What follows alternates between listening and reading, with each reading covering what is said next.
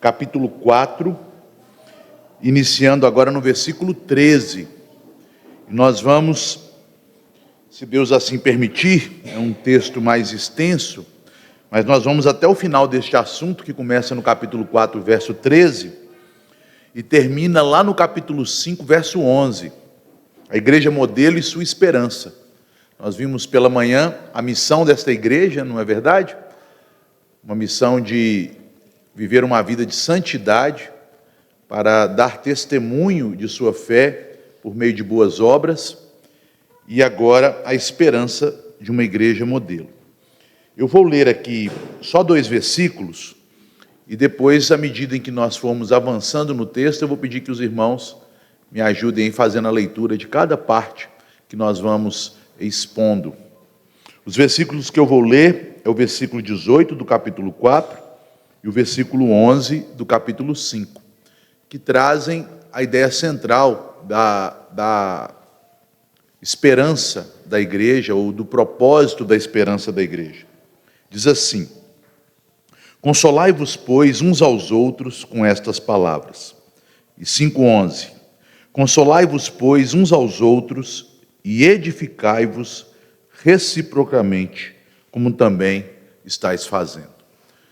Senhor Deus, Pai bendito, nós te damos graças pela tua palavra, que vamos agora meditar, estudar, buscar, ó Deus, compreender a tua vontade que foi revelada. Mas nós te pedimos, ó Deus, que o Senhor nos direcione, nos guie pelo teu Espírito, pois sem ele, ó Pai, a tua palavra não pode nos iluminar, não pode nos vivificar. Não que não haja nela poder, mas, ó Deus, de nada adianta a música para um ouvido surdo, de nada adianta a luz para olhos cegos. Por isso, ó Deus, dá-nos ouvidos para ouvirmos a tua voz pela palavra, dá-nos olhos espirituais para contemplarmos a tua glória, que é refletida em tua palavra. Assim nós oramos em nome de Jesus. Amém.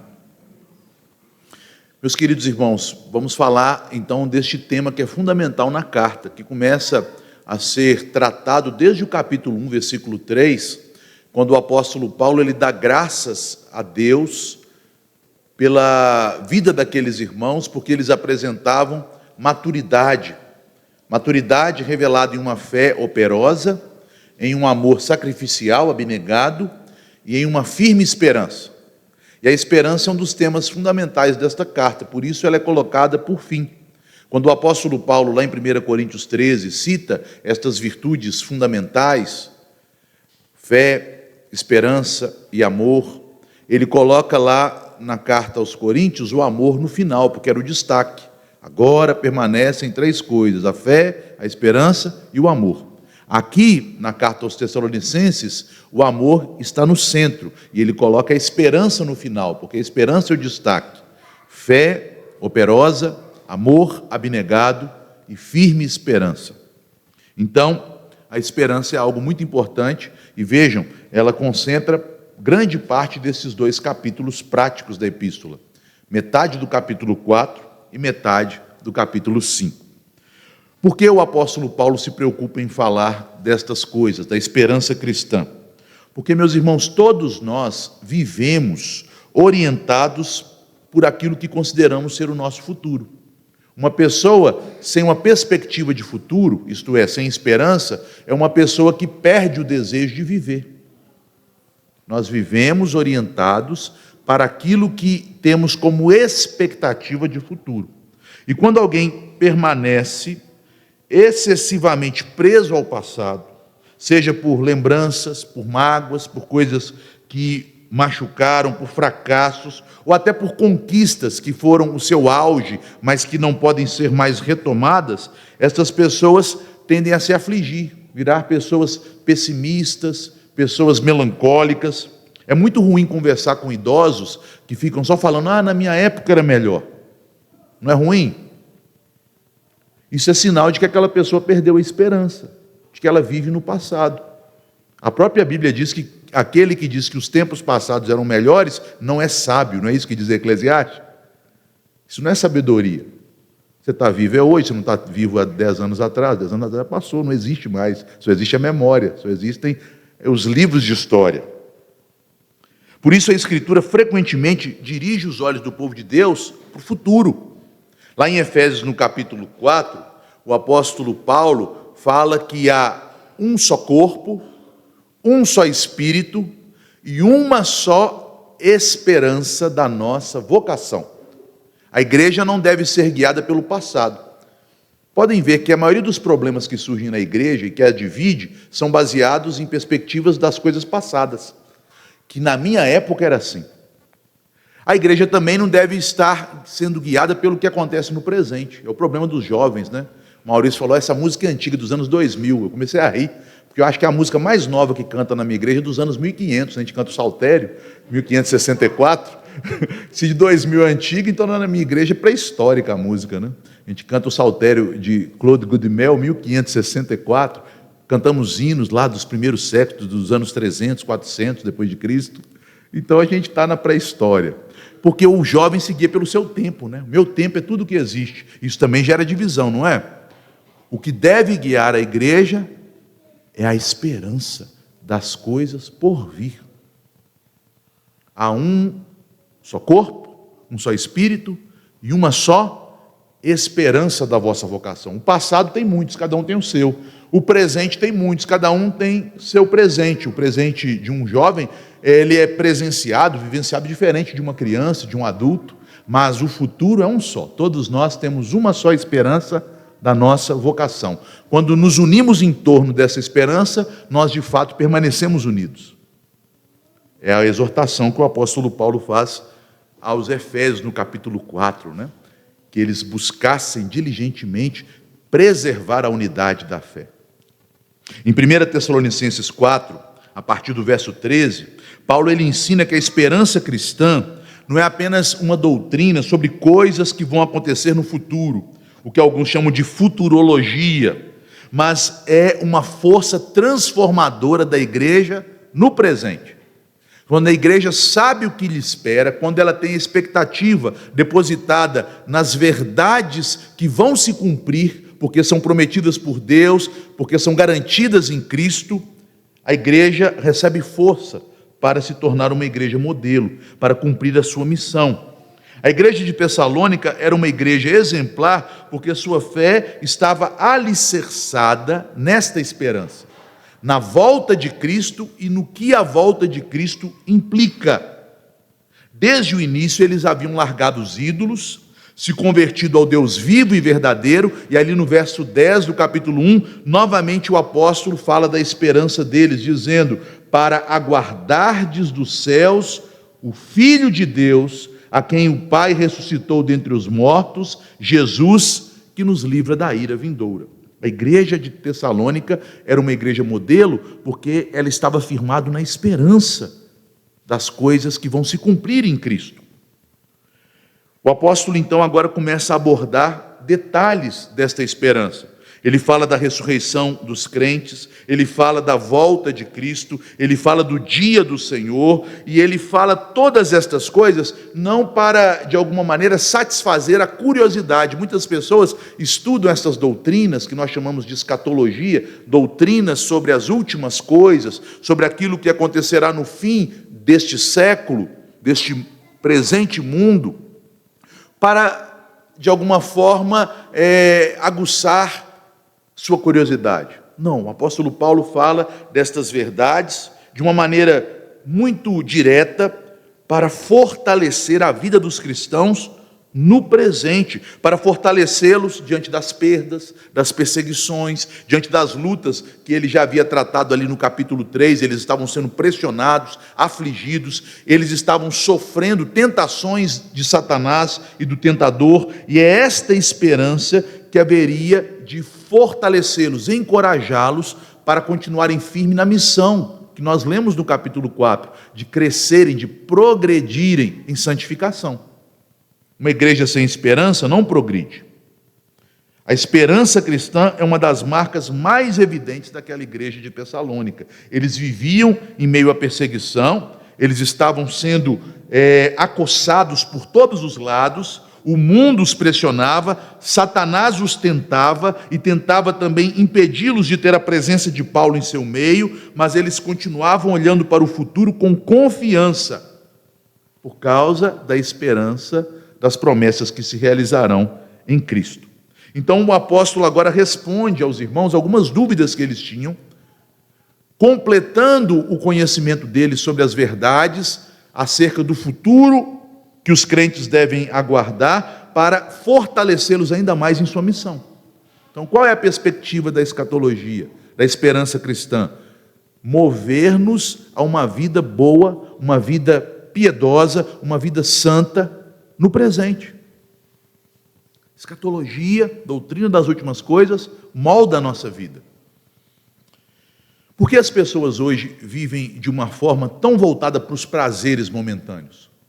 Vocês já pararam para pensar? Por que as pessoas pensam sempre assim, o que eu vou comprar, o que eu tenho que ganhar, eu não estou preocupado agora em ter família, eu tenho que me preparar, ter meu dinheiro, meu bem-estar, porque a escatologia da nossa época, a visão de futuro da nossa época, ela é materialista. E o materialismo ensina que você tem somente a sua existência. Acabou a sua existência, acabou tudo. E se a pessoa é materialista, ela vai seguir o mesmo princípio dos materialistas lá do período de Paulo, que eram chamados de epicuristas ou epicureus. A filosofia deles, que eram hedonistas, que buscavam o prazer acima de tudo, era: comamos e bebamos, porque amanhã morreremos. Uma visão pessimista quanto ao futuro leva a uma vida hedonista, uma vida de, olha, eu tenho que aproveitar ao máximo, porque é tudo que eu tenho essa vida. O homem de hoje, no mundo ocidental, é um materialista, é um epicurista. Ele não crê em nada além da sua própria existência. Ele não crê que nada vale a pena. Então ele tem que viver para os prazeres momentâneos, é tudo que ele tem. É tudo com que ele pode contar, apenas a isso que ele se agarra. Mas essa não deve ser a nossa visão. Primeiramente, o apóstolo vai dizer nos versículos 13 a 18, vai nos ensinar que a igreja modelo, ela enfrenta a morte com esperança. Como que o mundo reage à morte? Com desespero. Houve um grande pensador cristão, um matemático dos maiores que já pisaram nesse mundo, e era um cristão, chamado Blaise Pascal. Já ouviram falar de Blaise Pascal?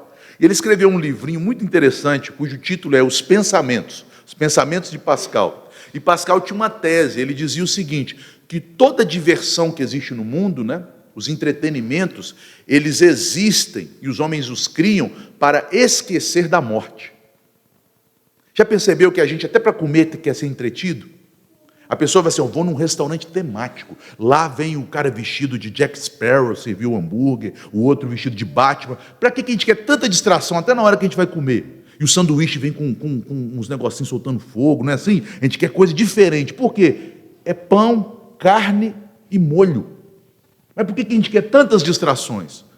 Para esquecermos da morte. Porque nessa sociedade cada vez mais materialista, o futuro é encarado com pessimismo. Morreu, acabou. Então nós temos que ser divertidos o tempo todo, distraídos da realidade da morte o tempo todo.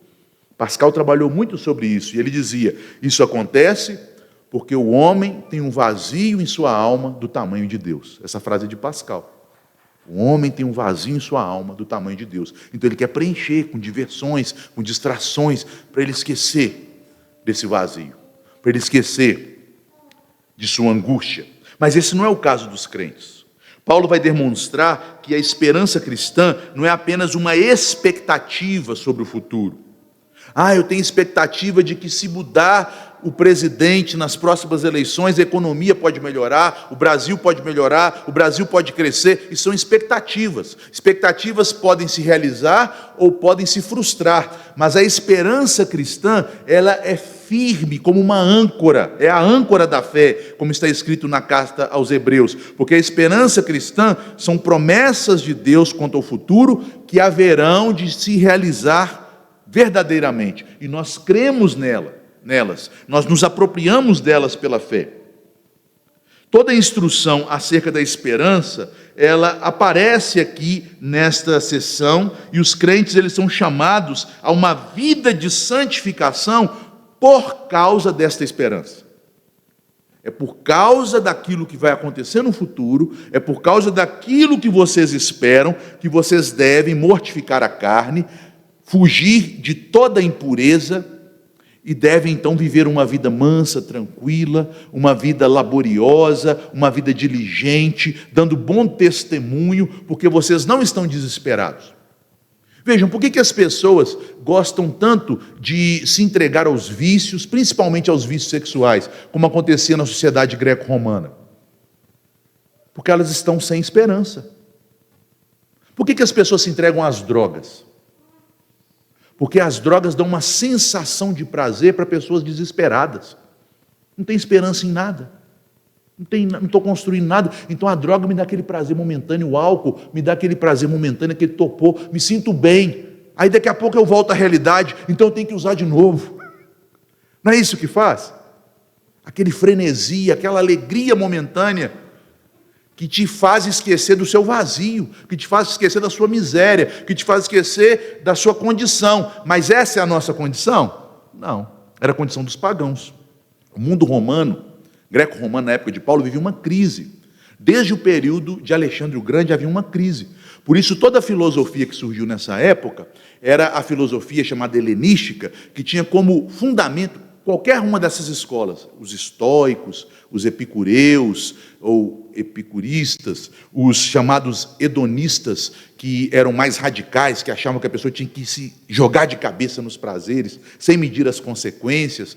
Todas essas escolas tinham um propósito: trazer paz à alma. Eles chamavam isso de ataraxia, a paz da alma.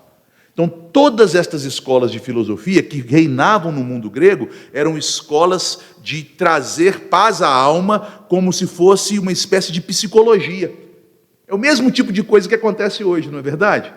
As pessoas estão aí buscando clínicas, psicólogos, terapias alternativas para poderem ter paz, porque elas não têm esperança. Não têm esperança. Os povos, as nações, as pessoas estão sem esperança. Mas Paulo está nos ensinando aqui, esta não é a nossa situação. Nós temos esperança.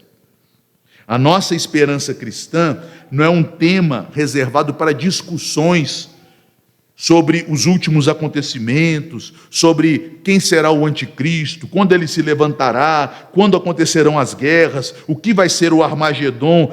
Estas coisas não passam de criancices. A esperança cristã, ela está relacionada ao cumprimento futuro das promessas de Cristo que já recebemos quando cremos no Evangelho.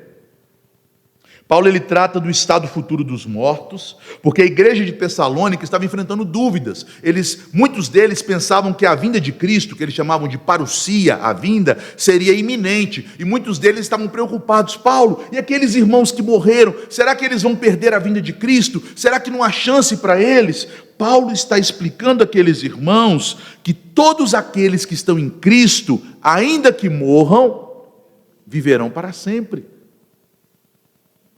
Ele já tem a vida eterna. Então ele começa dizendo, meus irmãos, não sejam ignorantes quanto à esperança cristã. Versículo 13, não quero que vocês se ignorem isto, porque é muito fácil deixarmos nos levar pela condição que o mundo se encontra, uma condição de desespero, disfarçado em busca pelo prazer, mas que não passa de desespero. Nós não devemos ser ignorantes disso. Vamos ler o versículo 13, então? Leiam para mim o versículo 13. Não devemos, porém, irmãos, que sejais ignorantes com respeito aos que dormem, para não vos entristeceres como os demais, que não têm esperança. Vamos agora ler o versículo 14, por favor.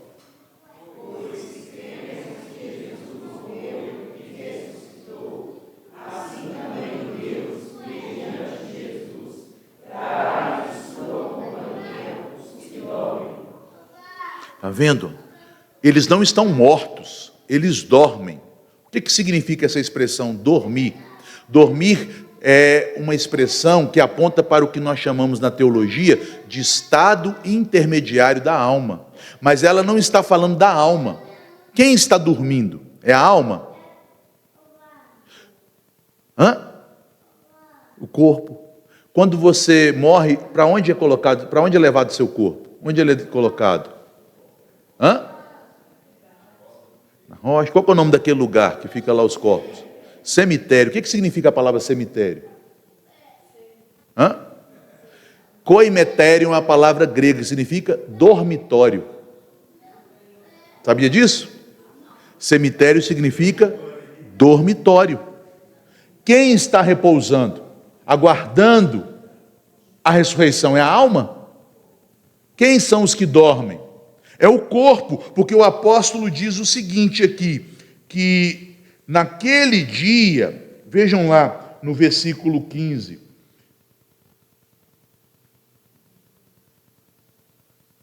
no versículo 14 que nós lemos, que naquele dia Jesus trará em sua companhia. Se eles estão vindo com Jesus dos céus, eles estão mortos? Eles estão inconscientes? Eles estão inativos? Os que já morreram no Senhor? Não, eles estão na companhia do Senhor, eles estão em comunhão com o Senhor, eles estão na presença de Jesus, e eles estão vindo com Jesus na sua vinda, para receberem o quê? O seu corpo. O corpo é que está aguardando a ressurreição. O corpo é que está inativo. O corpo é que foi depositado no dormitório. O corpo é que está esperando a sua vivificação, a sua glorificação. É ele que está esperando a sua incorruptibilidade. Então Paulo está dizendo, meus irmãos, vocês não podem ignorar isso. Você morreu aqui, o que acontece com a sua alma? Ela está na presença do Senhor. Ela está diante do trono de Cristo. Lá em 2 Coríntios, no capítulo 5, o apóstolo Paulo chega até a dizer no versículo 7, que enquanto nós estamos neste corpo, nós estamos ausentes do Senhor, fisicamente falando. Cristo está em nós espiritualmente, mas fisicamente Cristo está lá nos céus, à destra do Pai. Por isso em Colossenses 3:1 ele diz, pensais na coisa lá do alto, onde Cristo está. Mas quando nós morremos, nós estaremos na presença dEle. Na presença dEle. E o que faremos lá? Nós estaremos no paraíso, aguardando o dia em que Ele virá, e nós viremos com Ele para recebermos o nosso corpo, que está repousando, que está aguardando a ressurreição. Essa é a nossa esperança. A morte não tem poder sobre o crente. O apóstolo Paulo descreve a vinda do Senhor, declarando que no dia desta vinda nós teremos plena redenção. Portanto, a vida não é escassa.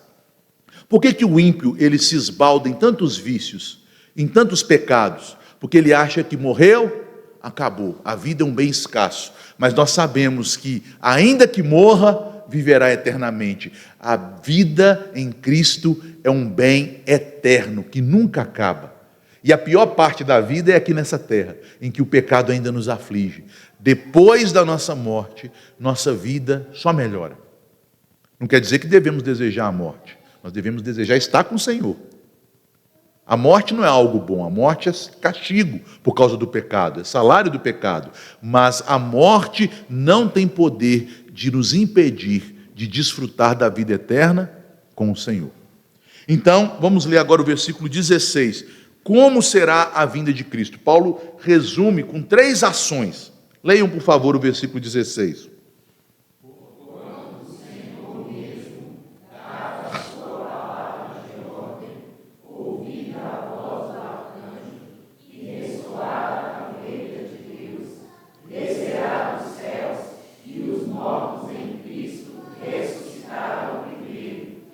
Então, só até aí. Então, 3 vozes são ouvidas: a palavra de ordem de Cristo, a voz do arcanjo e o ressoar da trombeta. O que significam essas 3 vozes?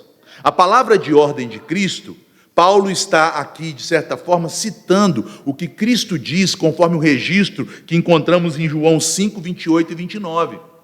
Cristo disse, lá em João 5, 28 e 29, que quando Ele viesse, Ele daria ordem a todos os mortos, e todos ressuscitariam. Todos os mortos sairiam dos seus túmulos, tanto aqueles que morreram e foram condenados, quanto aqueles que morreram e foram salvos. É o que nós chamamos de ressurreição geral. Você sabia disso? Que todas as pessoas vão ressuscitar? Crentes e descrentes? Isso está lá em João 5, 28 e 29, em Daniel, no capítulo 12, nos versículos 1 e 2, e também no livro de Atos, no capítulo 24, a partir do verso 15. Temos 3 referências bíblicas sobre a ressurreição geral. Portanto, a palavra de ordem de Cristo significa o poder da vinda do Senhor sobre a humanidade. Toda a humanidade ressuscitará para comparecer diante de Cristo. Os ímpios serão julgados, os crentes serão vindicados. Tem crente que acha que vai ser julgado na vinda de Cristo, né? Meu irmão, fica tranquilo, você não vai ser julgado, não. Porque o próprio Senhor disse nesse mesmo capítulo 5 de João, só que no versículo 24, que aquele que crê em mim passou da morte para a vida e não entra mais em juízo. O que vai acontecer na vinda de Cristo para com os crentes é que eles serão vindicados, eles serão honrados, eles serão identificados como os filhos benditos de Deus, como servos do Senhor, e Ele então dirá: entrem pelo reino que foi preparado para vós. Você não será mais julgado. Sabe quando que você foi julgado? Na cruz. O julgamento do crente é a cruz. Ali eu fui julgado. Por isso, nenhuma condenação há para os que estão em Cristo Jesus. Não há mais julgamento para nós. Nós receberemos galardões, obviamente, mas não haverá juízo condenatório. Não haverá juízo para nos envergonhar. Haverá a vindicação dos crentes. A segunda voz que nós ouvimos, só mais um ponto, né? É a mesma voz que Cristo usou para Lázaro. Lázaro, vem. É a voz que todos os mortos ouvirão. Mas a segunda voz é a voz do arcanjo, que aponta para a dimensão celestial da vinda de Cristo. Quando o arcanjo ressoar a sua voz e os exércitos dos céus ouvirem que Cristo está vindo para julgar o mundo, todos os poderes das trevas serão abalados. Todos eles serão lançados também no lago de fogo e enxofre, preparado para o diabo e para os seus anjos. Não é isso que Cristo vai falar para os ímpios? Que o inferno foi preparado para o diabo e os seus anjos, e quem dará ordem para que as potestades, principados e poderes malignos sejam lançados no abismo? A voz do arcanjo. E por fim, Paulo menciona o ressoar da trombeta de Deus. O que seria este ressoar da trombeta? No Antigo Testamento, a trombeta era utilizada para convocar o povo, anunciar a presença divina e principalmente proclamar o dia do jubileu, o dia da redenção.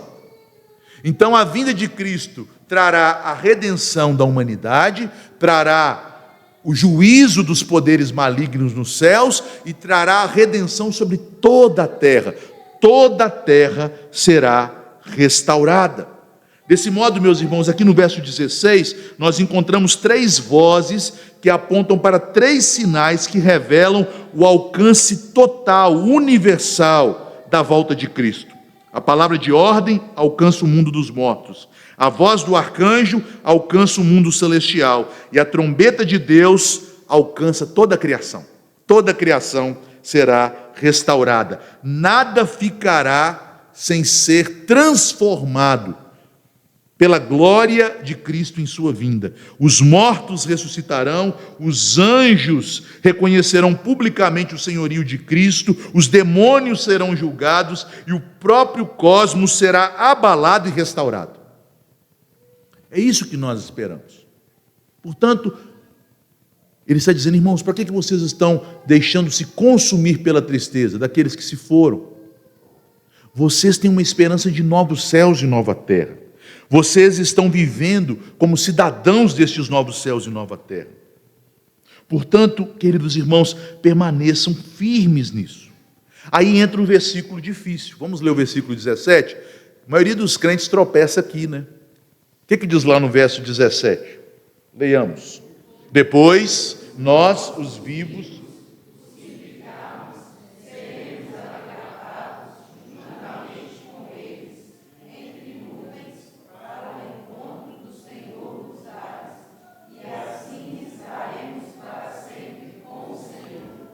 o arrebatamento. Como que vai ser o arrebatamento? Eu vou estar aqui andando, sumiu, vai ficar só minha roupa. É assim? Vou estar dirigindo meu carro, sumiu, o carro bateu. Você não acredita nisso mais não, né? Nessas bobagens, né? Porque a palavra usada pelo apóstolo, seremos arrebatados, ela significa ser tomado, ser apanhado, de fato ser levado rapidamente. O verbo descreve um movimento dos crentes, mas não determina o destino. Está dizendo que serão arrebatados e levados para o céu? Não. Está dizendo que serão arrebatados para encontrar Jesus nos ares. E a palavra ares aqui significa as nuvens. A atmosfera da terra, não é o céu dos céus, não é o paraíso, para encontrar com Cristo quando Ele for visto nos ares. Um elemento importante é este encontro. A palavra aqui para encontro não é uma palavra comum, era uma palavra usada no mundo antigo, no grego, para descrever a delegação que ia pela estrada, quando um rei, uma autoridade se aproximava da cidade para recepcionar a autoridade e então levá-la até a cidade.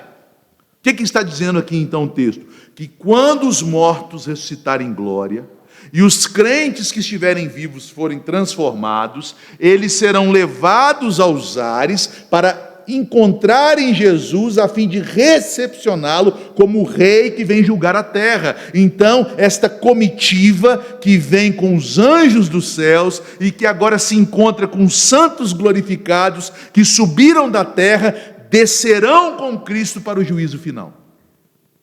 É este o sentido da palavra encontro. É a comitiva que recepciona um rei quando este chega na cidade. Os reis não eram recebidos dentro da cidade. Os reis eram recebidos na estrada. E na estrada a comitiva os acompanhava, honrando, tocando trombetas, louvando, ovacionando o rei. Vocês se lembram de quando Jesus chegou no chamado Domingo de Ramos em Jerusalém, como ele foi recebido? Foi dentro ou fora da cidade? Fora da cidade. Esta é a palavra usada aqui no grego, né? A pântesis, o encontro, é a recepção de um rei. Nós vamos recepcioná-lo.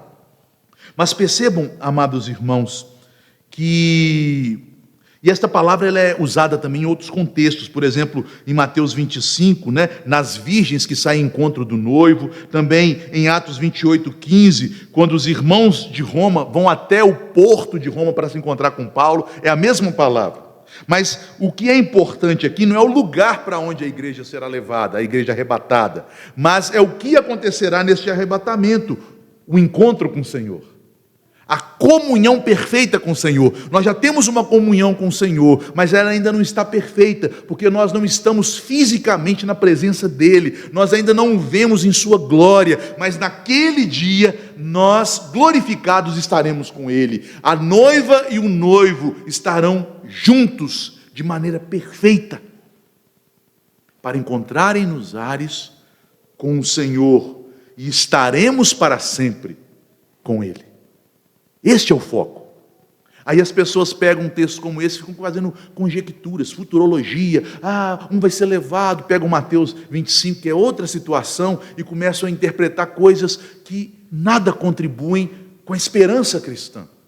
A esperança cristã é que nós vivemos neste mundo, mas com uma certeza de que este mundo será restaurado, este mundo não será destruído pelo pecado, e a igreja haverá de reinar com Cristo quando todas as coisas forem restauradas, quando os céus e a terra novamente se unirem, para que o Éden não fique apenas em uma localização, mas para que toda a terra seja um Éden restaurado. Nós esperamos isto. O apóstolo então afirma que os crentes serão arrebatados para as nuvens para se encontrar com o Senhor, a fim de que a comunhão deles com o Senhor seja perfeita e completa. Assim estaremos para sempre com o Senhor. O que o apóstolo quer é que os crentes conheçam de forma consistente a sua esperança, porque isso os livrará de viverem sem perspectiva, sem uma perspectiva correta, principalmente o conhecimento da esperança cristã, que produz verdadeiro consolo. Consolai-vos com estas palavras.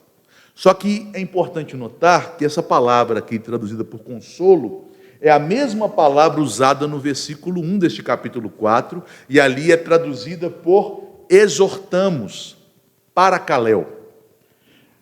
Jesus quer que, mais do que nos confortarmos com essas verdades eternas, Ele quer, e este é o sentido da palavra, que nós nos fortaleçamos, nos estimulemos, que nós tenhamos nestas verdades apoio para permanecermos firmes em nossa missão.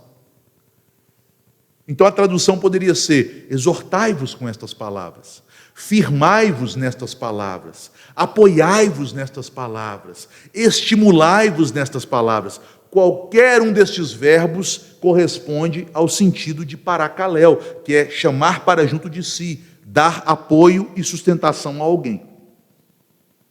Chegamos então no capítulo 5. E aqui o apóstolo mostra que esta igreja modelo, ela vive preparada para a volta de Cristo. Então o que nós esperamos? O que nós não devemos ignorar? São estas verdades. Cristo virá e na sua vinda nós não teremos do que nos envergonhar. Porque se estamos nele, nós seremos vindicados, nós o recepcionaremos em glória, nos ares, nós participaremos do seu triunfo e da consumação do seu reino. E o que isso tem a ver com a minha vida?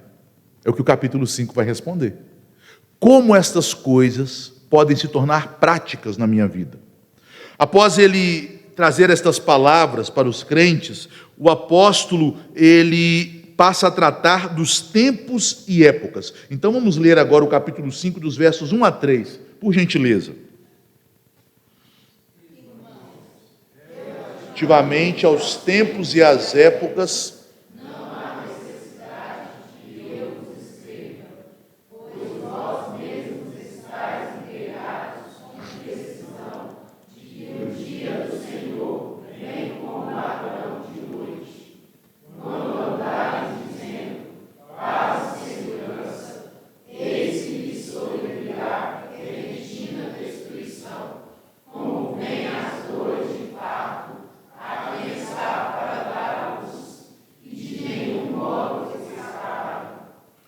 Jesus ensinou claramente essa verdade. As coisas futuras não devem ser alvo de nossa especulação.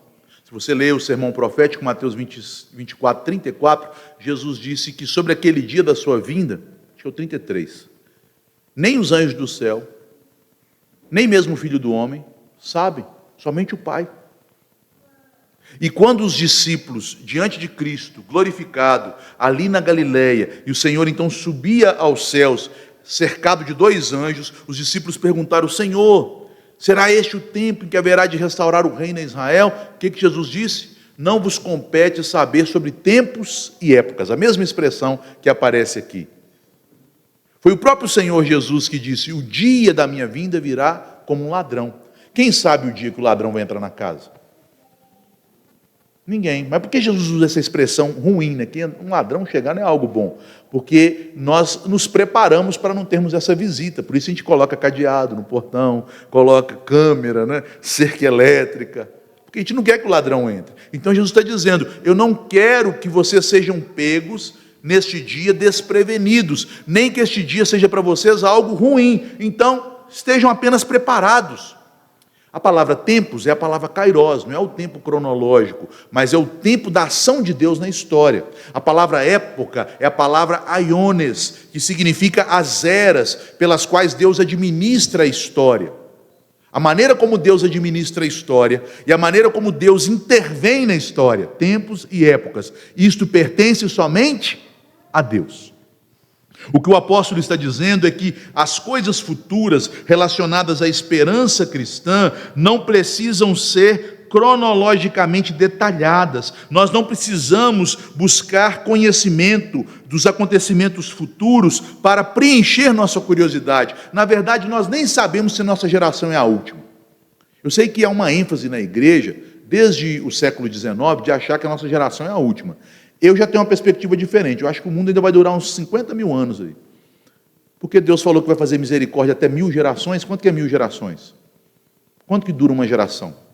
40 anos. 40 vezes 1000 dá quanto? 40 mil anos. Já passou 40 mil anos? Não, então Deus ainda tem mais 40 mil anos aí pela frente. Não estou dizendo que isso é exegese, não. Estou falando que eu não penso que o mundo vai acabar tão cedo. Eu penso que quando Cristo voltar, não tem nem mais a minha caveira. Vai ter que restaurar meu corpo todo. E minha alma já vai estar no céu há milhares de anos. Essa é a minha perspectiva. Eu não estou achando que ele vai voltar agora. Mas eu vivo como se ele voltasse hoje, porque eu posso morrer a qualquer momento, não posso? Posso, então eu vivo para ele. Quer vivais, quer morrais, sois do Senhor. Vocês são do Senhor. O que ele está dizendo? Não compete saber se é daqui 40 mil anos ou daqui 40 minutos. Não compete, não interessa para nós. Quantos crentes na época de Paulo esperavam que Jesus voltaria naquela época?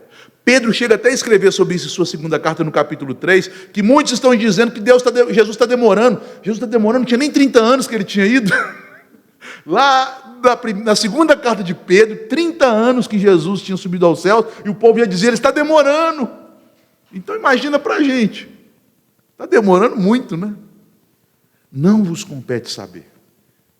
Nesse contexto, Paulo adverte que nós não precisamos nos preocupar sobre a maneira como Deus vai cumprir as promessas. Só precisamos saber que Ele vai cumprir as promessas. É muito semelhante ao que Deus falou com o povo de Israel através de Moisés. Quando Moisés, após declarar ao povo de Israel a aliança e a bênção e a maldição em Deuteronômio 28, ele profeticamente previu o futuro da nação. Ele disse, vocês aqui receberam a bênção e a maldição, mas no futuro vocês vão quebrar a aliança e vão receber essa maldição e vão ser levados para o meio de outros povos, vão sair da terra prometida e de lá vocês vão clamar e Deus vai trazê-los da terra prometida, de volta para a terra prometida. E aí vocês me perguntam, quando isso acontecerá? As coisas ocultas pertencem a Deus. As reveladas pertencem a nós, os nossos filhos. Sabia que esse é o contexto de Deuteronômio 29. Escatologia. Quando vai acontecer isso, Moisés? Não vos compete saber sobre tempos ou épocas reservadas pelo Pai. Apenas saibam que os homens deste mundo estarão se julgando tranquilos, buscando paz e segurança no mundo, tal como aqueles dos dias de Babel, tal como os homens que viviam em Sodoma e Gomorra, tal como viviam os judeus antes da cidade cair, nos dias em que Nabucodonosor invadiu Jerusalém. Então, de forma repentina, virá o juízo contra os ímpios, mas não contra vocês. Portanto, a preocupação central do apóstolo não é satisfazer a curiosidade dos cristãos sobre datas, sobre sinais específicos, mas encorajá-los a viver em constante vigilância, fidelidade e progredindo em santificação a cada geração. A esperança da volta de Cristo não deve produzir especulação, mas perseverança. Esse que é o tema aqui. Só que nós, infelizmente, vivemos em uma época que a escatologia, ela virou só especulação. Quando que vai ser a volta? Quem vai ser o anticristo? O que é que vai ser aquilo? E não transforma-se em santificação. A especulação está fora da jogada. A exortação de Paulo em 1 Tessalonicenses 5 não surge de uma maneira isolada, mas ela ecoa a própria palavra de Cristo. Cristo disse que era necessário vigilância, porque nós não sabemos quando Deus haverá de salvar o último eleito. E após isto, quando Ele enviará o seu Filho dos céus. O que nos importa é cumprir com o nosso papel. Foi o que Jesus disse para os discípulos lá em Atos 1:7. Não vos compete saber sobre tempos ou épocas. O que vos compete é ir para Jerusalém, até que do alto sejais revestidos de poder para serdes minhas testemunhas em Jerusalém, por toda a Judéia, Samaria e até os confins da terra. É isso que vos compete. Então chegamos na parte final. O que nos compete? A igreja modelo, ela santifica-se e é edificada com as promessas futuras do Evangelho. Desde o capítulo 4, versículo 13, Paulo está expondo essas verdades escatológicas para consolar a igreja diante da morte, para fortalecer sua esperança diante das perseguições. Entretanto, ao chegar agora nos versículos de 4 a 11, ele mostra que essas verdades não devem permanecer apenas no campo doutrinário, que elas possuem um grande poder e implicações para a vida concreta, para a vida dos crentes. Nos versículos 4 a 8, Paulo então conclui seu argumento, enfatizando a vigilância, a sobriedade e mostrando como esta vigilância e sobriedade se manifestam na prática da vida cristã. Veja o que ele diz. Vamos ler agora os versículos 4 a 8, por gentileza. Vamos lá? Mas vós, irmãos, não estáis em trevas,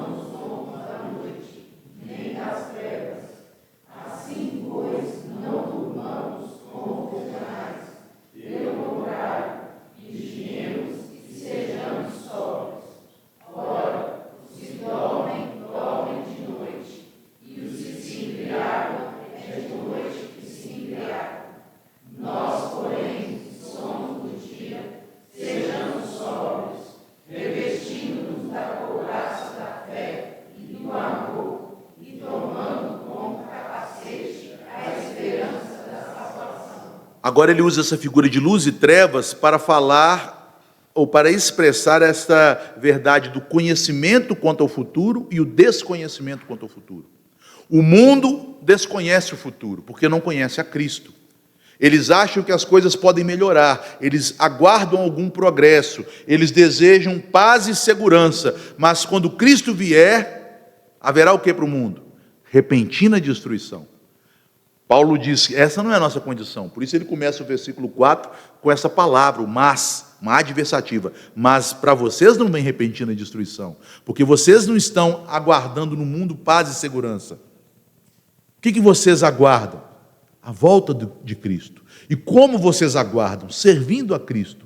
Vocês estão iluminados pelo Evangelho. Vocês não estão ainda debaixo das trevas do pecado. Vocês não vivem para esquecer o futuro. Porque aquele que se embriaga, embriaga-se nas trevas, embriaga-se de noite. Aquele que participa das orgias, faz isso nas trevas. Aquele que busca só os prazeres das drogas, também faz nas trevas. Mas vocês não estão mais cativos pela ignorância das trevas. Vocês já têm a luz do Evangelho. Então, vocês podem viver de maneira sóbria, vigilante, como filhos da luz, como filhos do dia, espiritualmente acordados.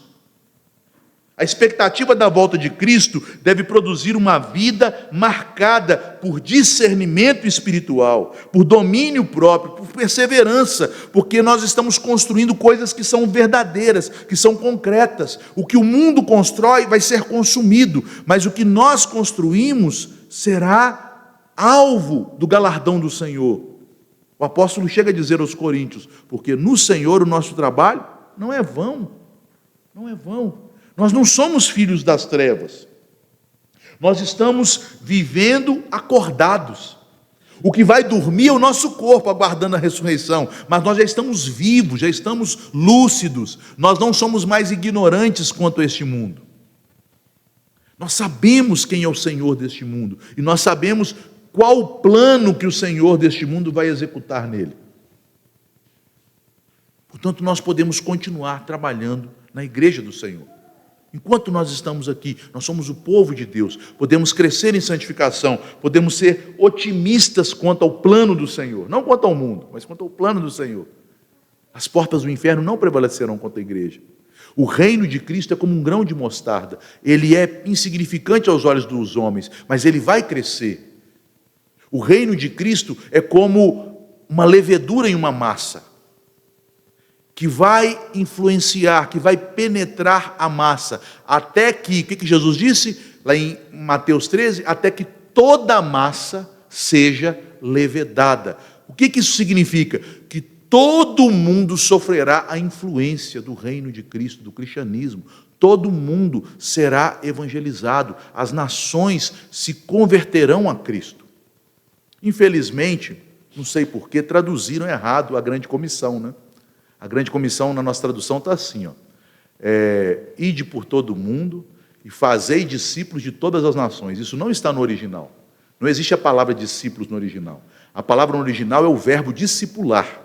E o objeto direto do verbo é nações. Então a ordem de Cristo é: ide, fazei todas as nações, ou discipulai todas as nações, ou fazei todas as nações discípulas. Se você pegar qualquer tradução da Bíblia, antes dos anos 1800, por exemplo, pega King James, vai estar escrito assim. Só que os evangelicais modernos, que não creem mais que as nações se converterão a Cristo, eles mudaram a tradução para adequá-la à teologia pessimista da nossa época, de que só uns gatos pingados vão ser cristãos. Mas a promessa é que toda a massa será levedada, que as nações serão discípulos de Jesus. E ali não manda batizar os discípulos, porque o objeto direto é as nações, batizando as nações, como cumprimento da profecia de Isaías 52, que diz que Cristo virá aspergir sobre as nações sua purificação, que também é outro texto que mudaram a tradução nas Bíblias mais recentes, né? Então nós temos algumas adulterações de traduções que adulteram, inclusive, a perspectiva futura da igreja. As nações virão, não é isso que os salmos prometem? As nações virão e proclamarão a glória do Senhor e se renderão ao Senhor. A igreja vai avançar.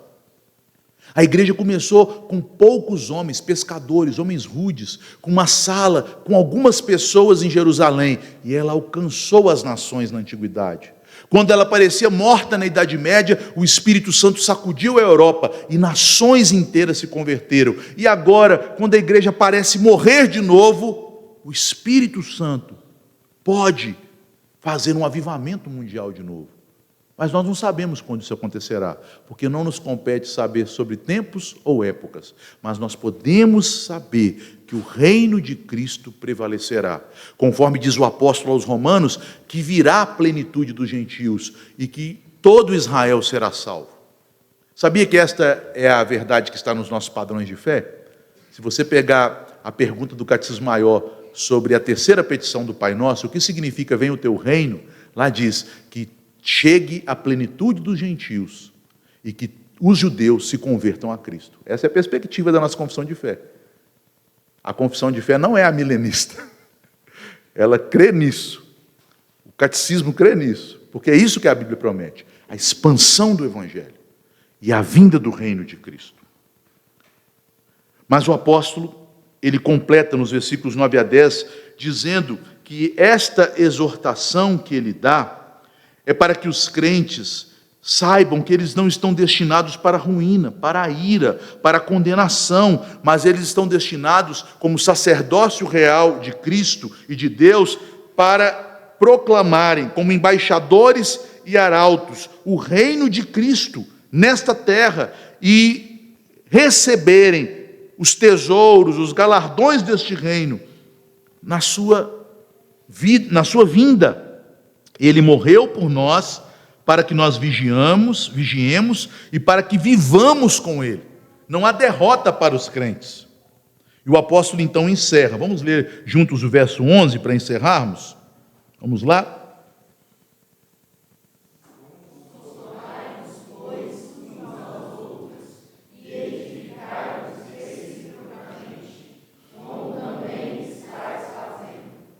Então no verso 11 ele retoma o mesmo tom pastoral que apareceu no capítulo 4, verso 18. Consolai-vos, pois, uns aos outros. E aqui ele acrescenta, qual é o sentido desse consolo? E edificai-vos reciprocamente. A escatologia, a doutrina das últimas coisas, não serve para alimentar especulações, mas para fortalecer a vida da igreja. Ela produz duas consequências principais: edificação e consolo. Lembrando que esta palavra consolo é a palavra que significa estímulo, apoio, fortalecimento. Resumindo aqui o argumento, meus irmãos, o que o apóstolo está dizendo nesta parte final que nós lemos dos versículos 4 a 11 do capítulo 5 é que a doutrina cristã sobre as últimas coisas, ela possui profundas implicações práticas na vida da igreja. A certeza da volta de Cristo, a certeza do reino de Cristo, a certeza da transformação de todas as coisas, da vitória de Cristo e da nossa vitória em Cristo, ela não deve produzir curiosidade quanto ao futuro. Isso não nos compete saber, mas ela deve produzir uma vida de santificação, uma vida em que andamos vigilantes, sóbrios, como filhos da luz, chamados para viver neste mundo, já manifestando a glória futura do reino de Cristo, que um dia se manifestará com todo o seu poder. Ao mesmo tempo, A certeza de que Deus não nos destinou para a ira, mas para a salvação em Cristo, torna-nos imunes às perseguições. Porque tantos crentes se submeteram à morte com alegria ao longo da história? Porque eles têm a certeza de que não estão destinados à ira. Porque a igreja hoje desfalece por coisas tão pequenas? Porque nossa esperança está baseada muito mais nas coisas desta vida do que nas promessas do Evangelho. Não vou na igreja, estou desanimado, estou cansado. Lá na África o pessoal anda 10 quilômetros para ir num culto. Vai com alegria, cantando hinos. Não é que você está cansado, não é que você perdeu a esperança. Está cansado, coisa nenhuma, você andou 10 quilômetros para ir? Não, você está sem esperança mesmo. Você não vê mais sentido. É só cumprir tabela, bater o cartão. Seu coração não arde por Cristo. Seu coração não está cheio da esperança da vida eterna, da certeza da sua redenção. O que você precisa é ser restaurado em esperança. Terminando já, meus irmãos. A certeza dos crentes repousa na obra de Cristo. Deus não nos destinou para a ira, porque Cristo morreu por nós. Nós temos a garantia de vida eterna. Por isso, os crentes devem se encorajar mutuamente, devem se edificar mutuamente, porque o que passou já foi, o que está acontecendo não pode nos vencer, e o nosso futuro é uma vitória certa, porque em Cristo somos mais do que vencedores.